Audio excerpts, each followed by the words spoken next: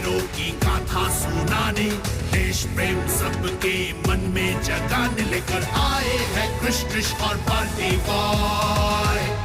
भारत है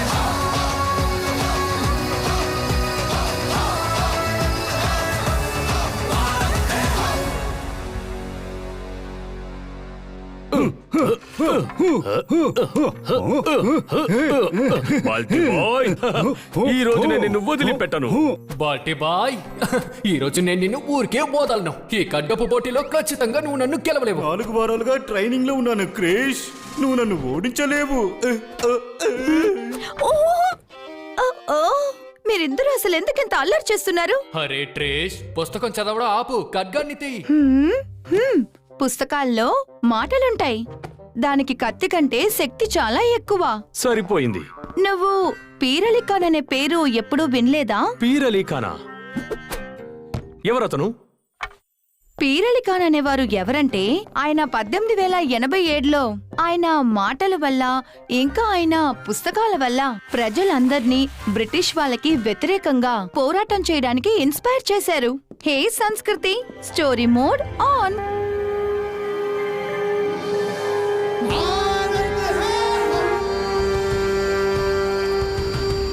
పీర్ అలీ 1857లో ఒక గొప్ప త్యాగి. ఆయన సిపాయి కాదు, కానీ ఆయన ఒక కొట్టు పెట్టుకున్నాడు. ఆయన పాట్నాలో పుస్తకాల షాప్ పెట్టుకున్నాడు.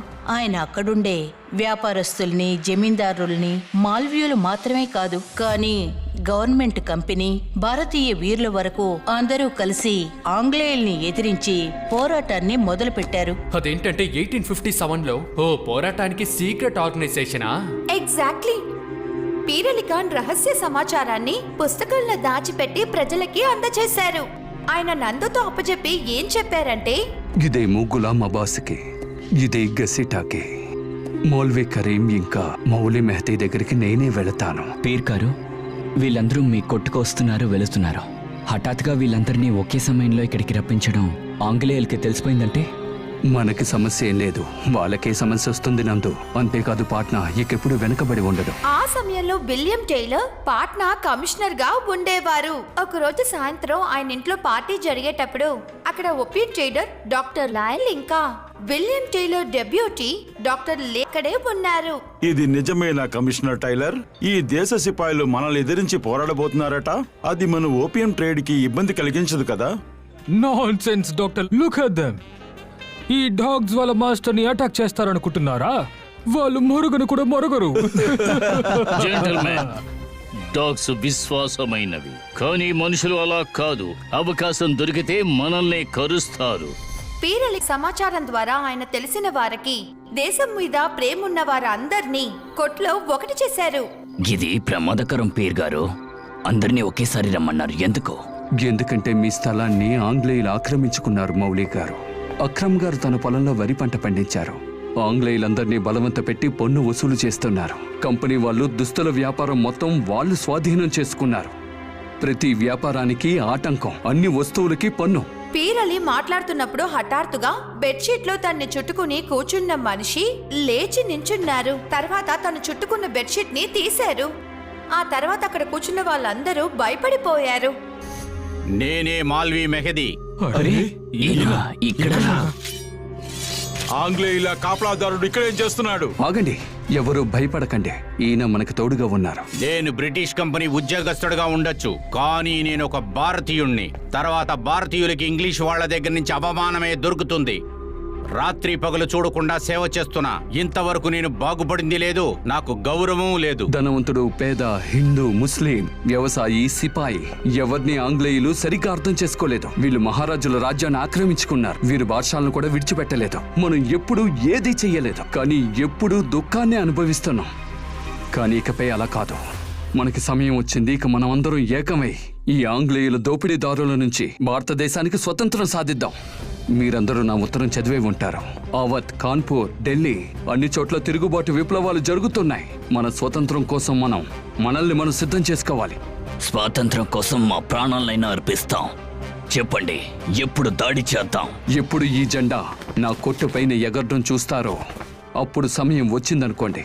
కానీ గుర్తుంచుకోండి, మనం ఏదైనా చేయడానికి ముందు మీరందరూ నా దుకాణంలో ఏకం అవ్వాలి. ఇక్కడెందుకో? పీర్ ఖాన్ వాళ్ళందరినీ ఆ రూమ్ లో ఉన్న ఒక పెట్టి దగ్గరికి తీసుకువెళ్లారు. ఆయన ఆ పెట్టిని తెరిచినప్పుడు ఆ అందరి కళ్ళు అలా మెరిసిపోయాయి. ఆంగ్లేయుల తుపాకీలు, వీటిని ఎక్కడి నుంచి తీసుకొచ్చారు? కోత్వాలీ నుంచి. మాల్వీ మెహతీకి ధన్యవాదాలు చెప్పాలి. ఈయన ఒక్కొక్కటిగా దొంగిలించి తీసుకొచ్చారు. అది ఇతని ప్రాణాలు పణంగా పెట్టి. విలియం టైలర్ ఇంకా స్మిత్ ఆయన సైనికుల్ని తీసుకుని రాత్రిపూట రౌండ్స్ కి వెళ్లారు. అప్పుడు పీరలి కోట్లో లైట్ వెలగడం చూసి ఆయన ఆర్డర్ చేశారు. చెక్ చెయ్యండి. అలాగే సార్. తలుపులు తెరవండి. సార్ మీరా? ఆంగ్లేయుల ఇన్స్పెక్టర్ మౌల్డీ మెహందీ తలుపుల్ని తెరిచారు. ఇక్కడంతా సరిగ్గానే ఉంది. నేను చెక్ చేయడానికే వచ్చా. సార్ అంతా సరిగ్గానే ఉంది. Sir, tension report sepoy cantonment నుంచే వచ్చింది. సో సిటీలో ఏ ట్రబుల్ ఉండదని అనుకుంటున్నాను. నువ్వు తప్పుగా అనుకుంటున్నావు స్మిత్. పంజాబ్ నుండి పాట్నా వరకు ఒకేసారి తిరుగుబాటు చేశారు. సివిలియన్స్ సపోర్ట్ లేకుండా ఇది జరిగే అవకాశమే లేదు. మనం వెంటనే యాక్షన్ తీసుకోవాలి. ఎవరైతే ప్రశ్నలు వేస్తున్నారో వాళ్ళని వెంటనే అరెస్ట్ చేయండి. అరెస్ట్ చేసి చెట్టుకు వేలాడదీయండి. ఇలా చెప్పి విలియం టైలర్ అక్కడి నుంచి వెళ్లారు. ఈరోజు మాల్వీ మెహతీ మనల్ని కాపాడారు. దీన్ని ఉపయోగించే అవకాశం మనందరికీ అతి త్వరలో దక్కబోతోంది. విలియం టైలర్ అనుమానించింది నిజమైంది. 1857లో బ్యారక్పూర్లో మంగల్ పాండే తిరుగుబాటుని మొదలుపెట్టారు. అది మీరట్, ఢిల్లీ, మథుర, లక్నో ఇంకా కాన్పూర్లో నిప్పులా వ్యాపించింది. బ్రిటిష్ ఈస్ట్ ఇండియా కంపెనీకి చెందిన సిపాయిలు వాళ్ళ ఆఫీసర్ ఇంకా కంటోన్మెంట్ మీద దాడి చేయడం మొదలెట్టారు. అప్పుడు పాట్నాలో ఉన్న విలియం టైలర్ కోపంలో రగిలిపోయారు. పాట్నాలో ఉండే అన్ని ఇళ్లు శోధన చేయండి మౌలాబాక్ష్. తుపాకీ, కత్తి లాంటి ఏ ఆయుధాలు దొరికినా వెంటనే తీసుకోండి. నగరం మొత్తం కర్ఫ్యూ పెట్టండి. రాత్రి 9 గంటల తర్వాత ఎవరైనా బయటకు వస్తే వాళ్ళని షూట్ చేయండి. అలాగే అయ్యగారు. స్మిత్, వెంటనే దానాపూర్ కంటోన్మెంట్కి వెళ్ళటానికి ఏర్పాటు చేయండి. అక్కడ ఉన్న సిపాయిలు తిరుగుబాటు చేస్తే అప్పుడు మనం తప్పించుకోలేం. ఢిల్లీ, మీరట్లో జరిగినట్టుగా పాట్నాలో జరగడానికి నేను ఒప్పుకోను. Yes sir. ఒకవైపు విలియం టైలర్ తన స్ట్రాటజీని బలం చేస్తూ ఉన్నారు. ఇంకొక వైపు పీర్ ఖాన్ తన పోరాటానికి ఏర్పాట్లని సిద్ధం చేశారు. పట్టుకుంటే ఊరికమ్మ ఎక్కిస్తాడు విలియం టైలర్. వాడు మనిషి రూపంలో ఉండే జంతువు.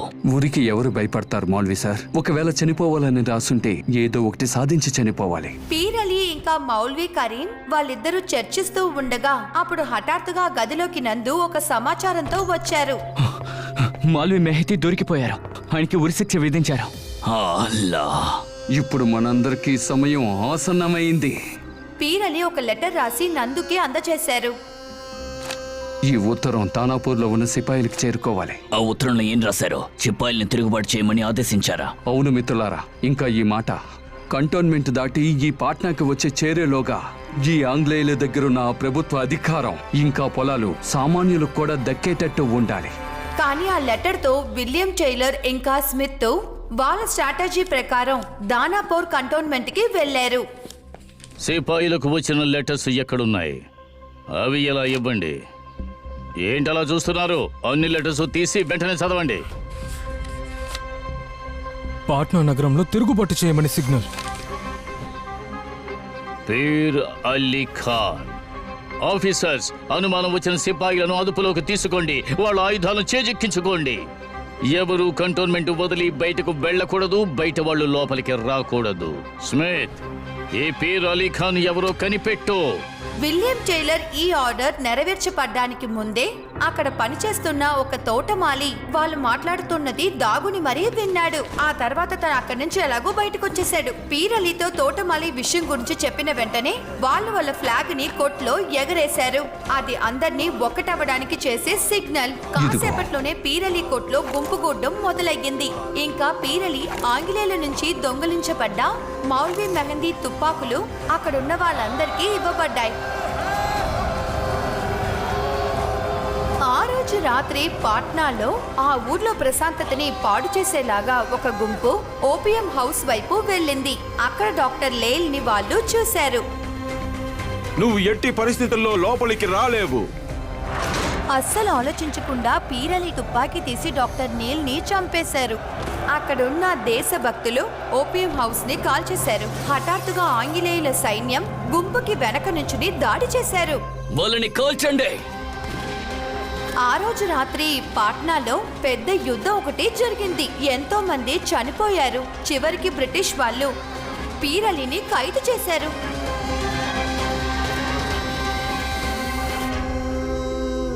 విలియం టైలర్ పీరలి ఖాన్ ని 3 రోజులు పెట్టి టార్చర్ చేశారు. అది ఎందుకంటే తన సీక్రెట్ ఆర్గనైజేషన్ లో ఉన్న ఫ్రెండ్స్ పేర్లన్నీ తెలుసుకోవడం కోసం. కానీ పీరలి తన నోరసలా విప్పనే లేదు. మెదడు ఉపయోగించు పీర్ అలీ ఖాన్.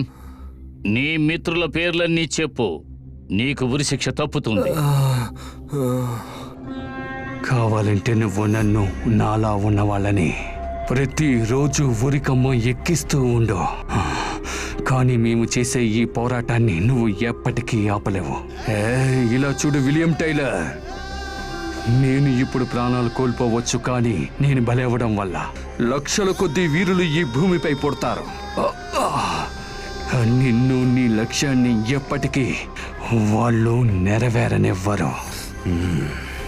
ఏదో ఒక రోజు నువ్వు చేసే అఘాయిత్యాలకి ముగింపు పలుకుతారు. అది ఖచ్చితంగా జరుగుతుంది. జూలై 7వ తారీఖు 1857లో ఆయనకి ఉరిశిక్ష విధించారు. ఇంకా పీర్ అలీ ఖాన్ భారతీయ స్వతంత్రం కోసం ఆయన ప్రాణాలనే త్యాగం చేశారు. పీరలి వర్ధిల్లాలి, వర్ధిల్లాలి, వర్ధిల్లాలి. గర్వంగా చెప్పండి. भारत है हम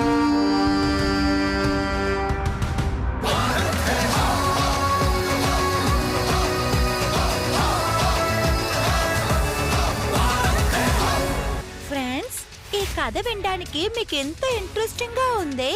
ఆలోచించండి, చూడడానికి ఎంత ఇంట్రెస్టింగ్ గా ఉంటుందని. చూడండి, క్రిస్ త్రిష్ బాటి బాయ్ మనం భారతీయులం. ప్రతి ఆదివారం ఉదయం 10 గంటలకి దూరదర్శన్ లో. అలాగే మన streaming partners Amazon prime video ఇంకా నెట్ఫ్లిక్స్. Stay tune.